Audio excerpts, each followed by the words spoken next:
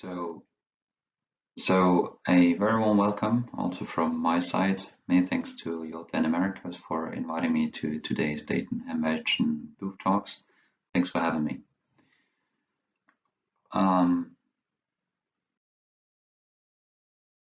First of all, I want to introduce myself. Who am I? My name is Philipp Springer, Delta Kilo 6 Sierra Papa.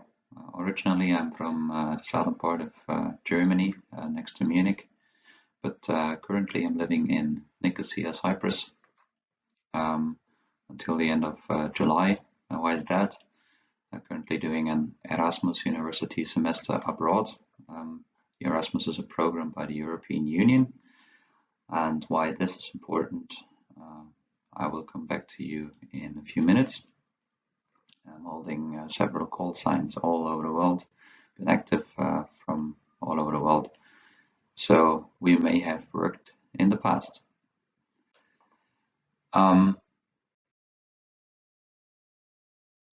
What I'm doing. So I'm basically the chair of the youth working group within the International Amateur Radio Union Region 1. Region 1 is marked here in red, which is Europe, Africa, the Middle East, and Northern Asia. All members of the youth working group are very motivated in youth work. We want to inspire new people into our common hobby and show the big variety of topics we can offer. So one of many targets we have is also providing a network for all youngsters worldwide. We are here today at the Youngsters on the Air, the YOTA booth, Youth in the Air in the Region 2. What is YOTA? So originally it was an initiative of the European Union within the Erasmus program back in 2011. So this is why I mentioned it in the beginning. From 2014, it was implemented as an initiative of the IARU Region 1. And nowadays, as you all know, it's spreading worldwide, also in regions 2 and 3, but more about this later. Though I don't want to explain politics to you today, so let's switch to something more interesting. Today we're going to talk about activities we have in both regions 1 and 2. So let's go ahead with the first topic of today, which will be the YOTA summer camps. This is the first common event we have. A little bit about the history. We in Region 1 had to date 9 camps. So we began, as I mentioned earlier, in Romania 2011, Belgium and the Netherlands 2012, followed by Estonia, Finland, and Italy. And in 2016 in Austria, this was my entering point to the Youngsters on the Air initiative, where I was the team leader of the German team back in the days. Then followed by the UK in 2017, South Africa 2018, and the last date or the last camp until now was in Bulgaria in 2019.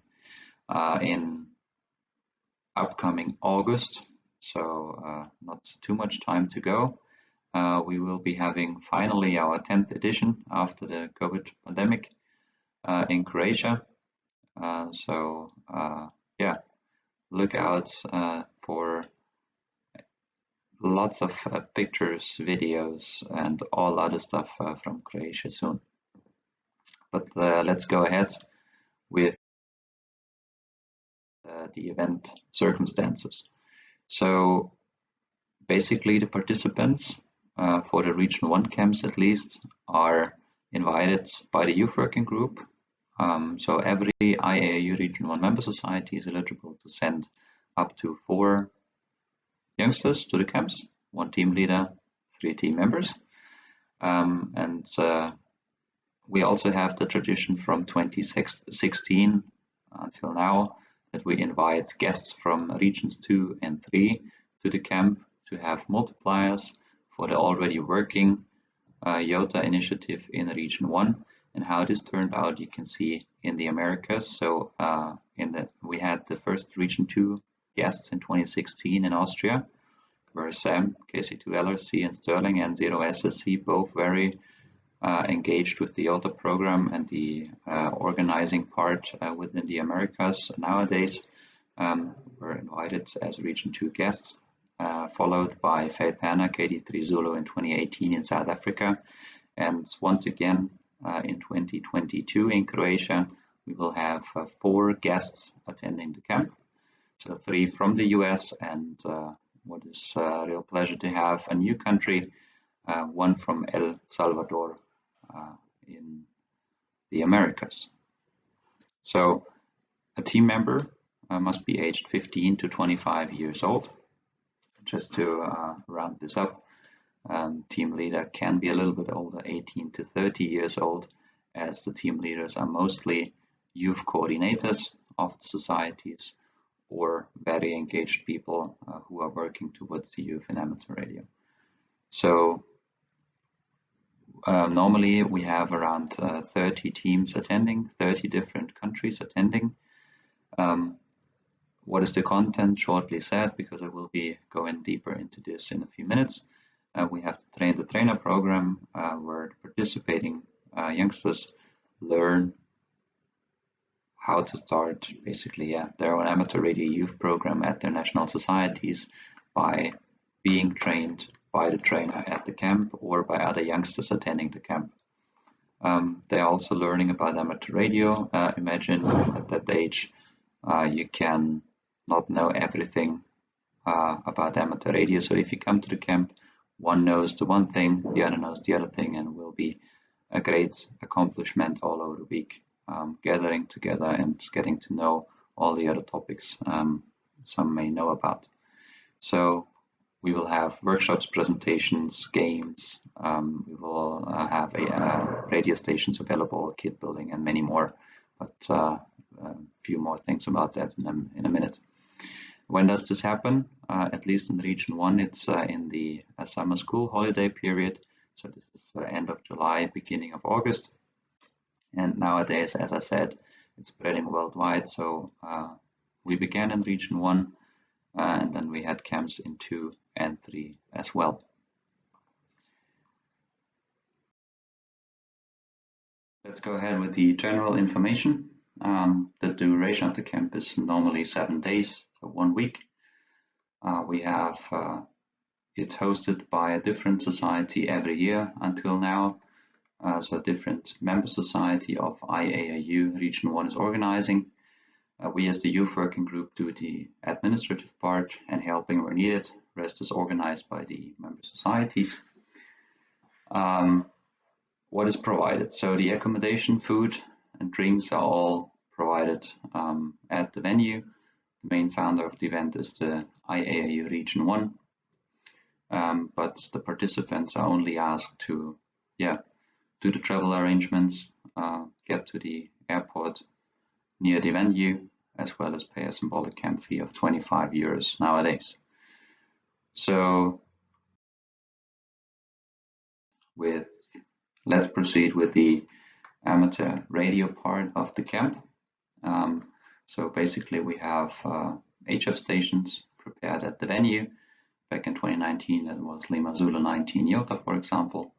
The youngsters or the youth is eligible to do QSOs in all kind of modes. But as I said before, people know something like how to operate FreeDV, how to operate PSK, what are the basics around that, and they just operate it during the camp. What they also do is going out into the woods, on the mountains, do SOTA, POTA, whatever activities are within the spectrum.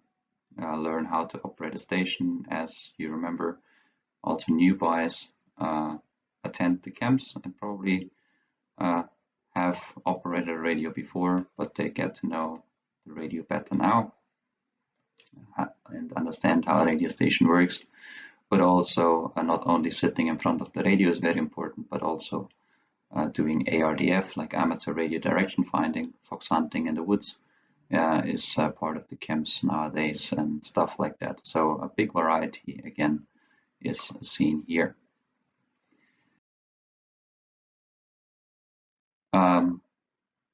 But also, as I said before, the train-the-trainer workshops are very important nowadays.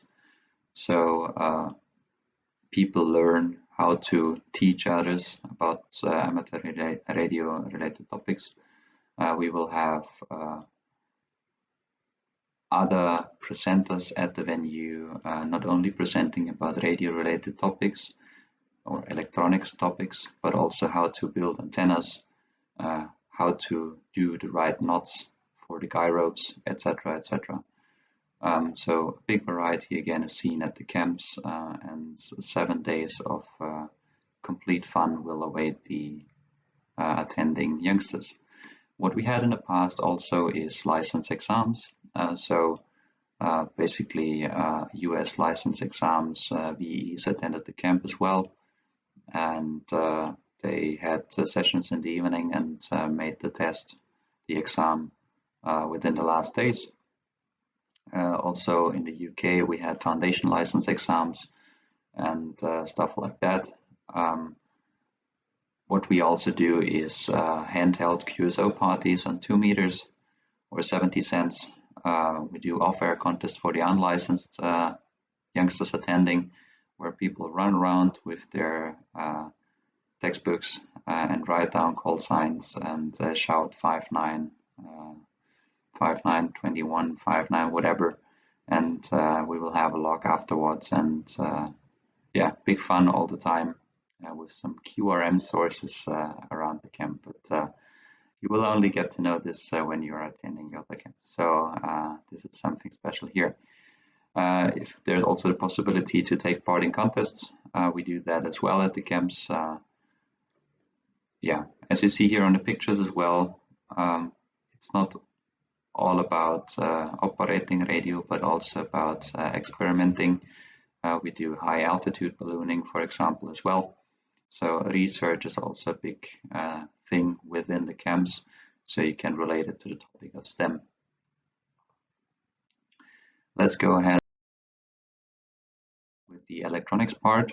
We do kit building, antenna building, and yeah, to name an example, we are basically also building antennas and later use them on the activities within the YOTA camp.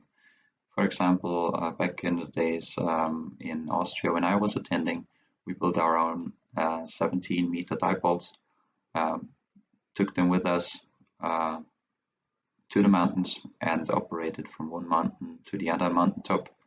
Also had big pileups operating with the YOTA call signs. So it's big fun, not only on the hardware part, but as you see on the left-hand side here, also a big part is software development, and there are lots of people with a lot of knowledge, and people learn or learn from each other what they can do within amateur radio at a big variety again. Let's go ahead with the culture part. As you see here on the screen, we have a big variety of people attending our camps.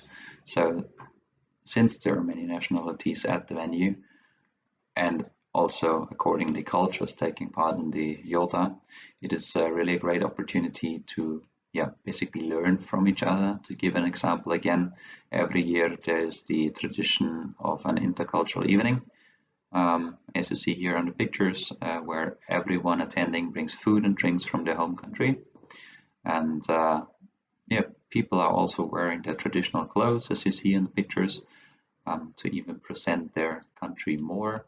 And next to this, there is a focus basically on improving the presentation skills of the attending people. Remember, those are aged between 15 and 25 years old. So they present their national foods, but also what is seen during the camps, a lot of improving of their English speaking, because camp language is definitely English, as so many different countries attending the camp. This can also be a very positive contribution to the future career of the youngsters, not only radio related. Let's go ahead with the host countries. So as you see here, this is Italy on the left. In the middle you see Big Ben in London, UK, and on the right you see some countryside within Finland.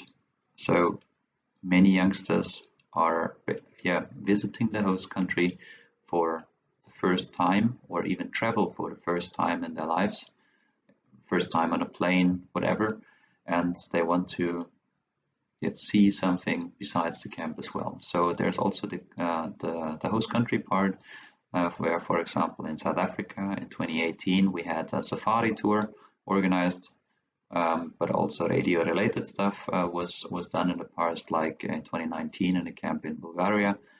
We visited the super contest big gun station from Europe, Lima Zulu 5 radio in Sofia. So you see a lot of interaction there as well, not only radio related, but also the sightseeing has a big place within the camps. Let's go ahead with the benefits.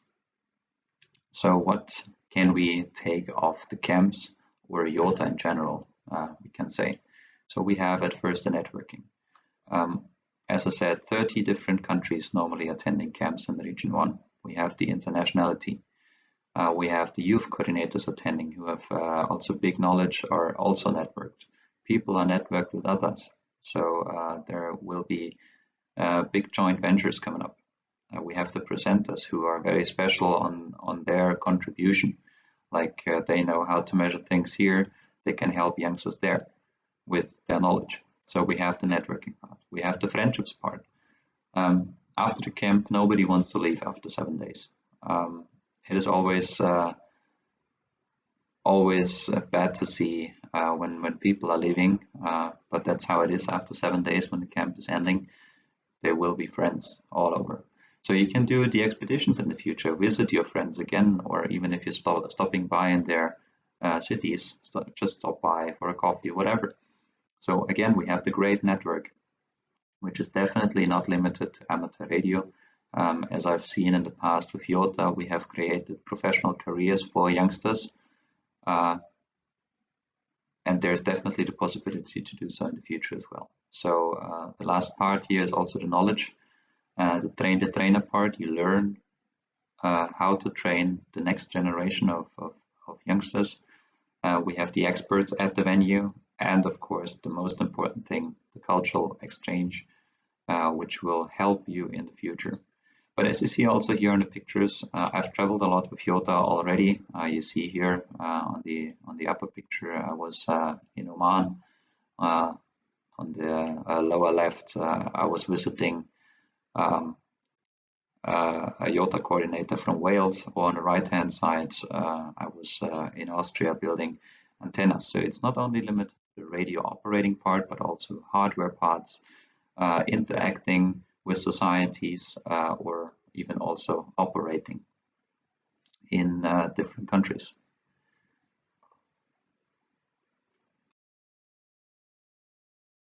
But let it be the summer camps for now. We will gonna go ahead with the December YOTA month as a next very important topic, which is also known in Region 2 and is coming originally from the Region 1. So it was an initiative by YOTA, Youngsters on the Air in Region 1, and the idea basically is to encourage youngsters to be active on the bands, show the joy of amateur radio to youth in general, as well as show the world that there is youth in ham radio. Why is that? I will come to that in a minute. But first we're gonna catch some history. So it was established back in 2013 already. So we are in our 9th consecutive year. We started off with 19 stations participating from 14 different countries, and it was basically also demanded while being on the summer camps in 2013. It was held back then in Estonia, and people came up with the idea to make some more YOTA activities also throughout the year because they demanded more throughout the year. So they came up with the idea, why not activate the whole month of December with YOTA call signs? So this for the start. As you see in the last year, 2021, we have had 62 active stations from 48 worldwide countries active on the bands. Remember, only youngsters up to 25 years old operate these stations. We had stations active from all 3 IARU regions until now. We had all 5 continents active with YOTA call signs, which is a huge success for YOTA in general, as well as the amateur radio community worldwide. What are the general rules? As I said, under the age of 26, get youngsters on the air, youth on the air. We have limited the call signs per member society to 2, except for exceptions, like in the US, as this is a very big country, we have 4 call signs, K8Y, K8O, K8T, K8A, so YOTA, active from the US for several years already with big success. And all these call signs are registered with us by November, and the activity is then made on 31 consecutive days throughout the whole month of December. All the participating stations upload their log to our system, which is every hour synced to Club Log, and then you can order your QSL cards for free. If it's via bureau or direct, you pay a little amount of money. This is then managed by the IARU Region 1 Youth Working Group to get this service done. What is the background? Spread the word. So yes, there's youth in ham radio. How can you do that, or how can someone do it? So really, again, any activity is welcome. Let it be HF, VHF, UHF, Digimodes, Morse code, summits on the air, parks on the air. Even small youth weekend camps were seen in the past where people activated or contributed towards YOTA, opened their stations, and YOTA call sign could be activated throughout the whole December. So please consider opening your station, invite youngsters, and ask your youth coordinators, your national youth coordinators for the call sign, and they will give it to you, and then you will have the chance to activate the Yankee Oscar Tango Alpha suffix all over the world. What else do we have? So we also do offer awards for December YOTA month, where you can achieve bronze, silver, gold, and platinum with different sets of points you can achieve. This is all free of charge. You can download on the website, and have fun chasing all the YOTA stations all over the world. A little bit of statistics also from last year. So we reached over 100,000 QSLOs in the 3rd consecutive year already. Remember, these QSOs were made by youngsters only within 31 days. We also had the best score of participating stations last year with 62, and we hope to have even more countries aboard in 2022. So if you know a country which is not active yet, contact their IARU member society and bring them active on the bands.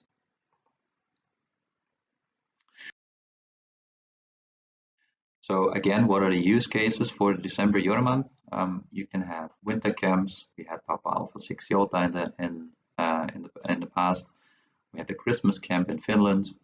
It is good for last week in school activities. So if you have a school station, a university station, and want to activate the call sign, just do it.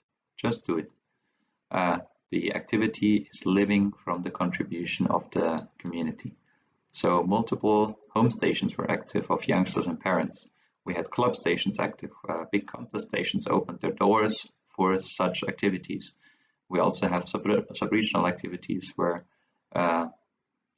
youngsters on the air, veterans build up a portable station, invite youngsters, and get on the air. So let's do your part and get involved in this year's December.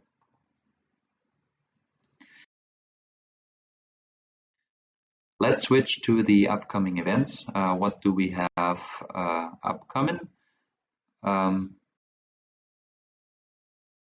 Which is relevant for Region 1 as well as Region 2. So even today, on the 21st May, Saturday, we have the first round of the YOTA contest, which was established last year in 2021.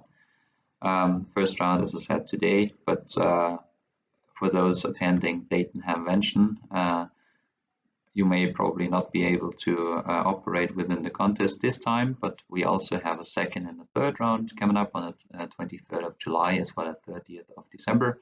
You see the varying times, so any youngster around the world can operate according to their time zones. But please feel free to inform yourself about all the rules, bands, modes, etc. On ham-yota.com/contest. What is also coming up is the Region 1 YOTA Summer Camp. As I said before, also with the guests from Region 2 as well as Region 3 attending. This will be held from 6th to 13th of August 2022 in Karlovac in Croatia. But also Region 2 is having a second edition of the YOTA Summer Camp already from the 12th to 17th of June 2022 in Westchester, Ohio, USA. With lots of people attending. So look out for the special camp stations being active during the duration of the camp. And there will be special awards available and stuff like that. So contribute and call these stations on the air. And yeah, so these are the upcoming events relevant for both regions. If you want to talk about youngsters on the air in general, or have any input for us, how we can do better, or just want to talk about the program itself, feel free to reach out to us. Here are our ways to communicate, either on email or the social media. So feel free to reach out to us. And if you want to ask some questions now, I will be available a few minutes for the question and answer for the Q&A session just after this talk here at Dayton Hamvention today. So if you have any questions, do not hesitate, and yeah, feel free to ask.